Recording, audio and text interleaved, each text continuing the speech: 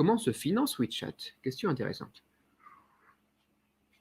Comment se finance WeChat? WeChat ne se finance pas beaucoup au final.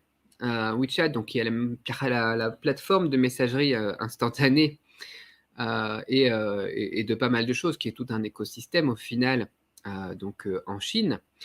C'est quelque chose qui va se financer en partie avec des publicités sur le fil d'actualité, qui va se financer en partie avec tous les mini-programmes et les partenariats qu'elle fait aussi à l'intérieur de l'application. Ils vont se financer avec quoi encore? Avec tout ce qui est compte officiel aussi, où là, ils vont récupérer aussi un petit peu d'argent en mettant en place, par exemple, une licence. Comme nous, on avait travaillé aussi avec des marques de télévision, des choses comme ça. On les avait aidés à créer des structures en Chine, par exemple, pour être sur Weibo, par exemple, pour être sur les plateformes de réseaux sociaux. Et au final, si tu voulais avoir le check vérifié, il fallait montrer tes papiers d'entreprise, etc. Mais il fallait aussi payer un peu plus d'1 millier d'euros, tu vois, ce genre de choses. Et donc, ils se financent aussi avec ça. Ils se financent avec quoi aussi? Ils se financent avec le paiement.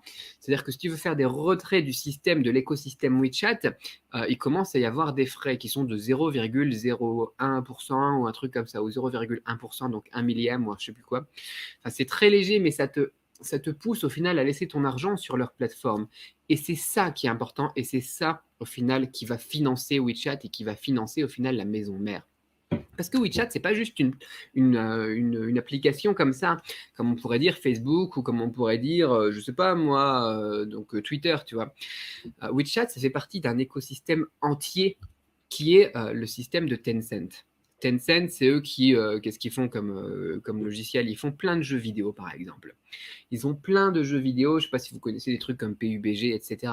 Enfin, c'est un énorme écosystème. Tencent, ils possèdent aussi Shopee. Je sais pas si vous connaissez, mais en Thaïlande, on a Lazada et Shopee. Et Lazada, c'est du groupe Alibaba, et Shopee, c'est du groupe Tencent. C'est rigolo. Enfin, ils ont investi là-dedans, quoi. Tencent, c'est aussi après JD.com. JD.com, du coup, il va proposer aussi le paiement avec WeChat sur sa plateforme. Et au final, c'est tout un monde qui est à l'intérieur. Et le fait de démocratiser WeChat sans mettre trop de publicité, du coup, ils gagnent moins avec WeChat, mais ça leur permet de développer tout cet écosystème, tout ce monde, ce nuage d'applications dans lequel les gens sont, et de faire tourner ça. Et en bloquant justement maintenant les retraits à l'intérieur de WeChat, les gens ils laissent plus d'argent sur WeChat et du coup ils utilisent plus dans cet écosystème de gaming, de shopping, etc., etc. Et c'est avec ça là qu'ils vont gagner vraiment effectivement de l'argent. Donc voilà, autant l'application WeChat, je trouve qu'il n'y a pas beaucoup de pubs.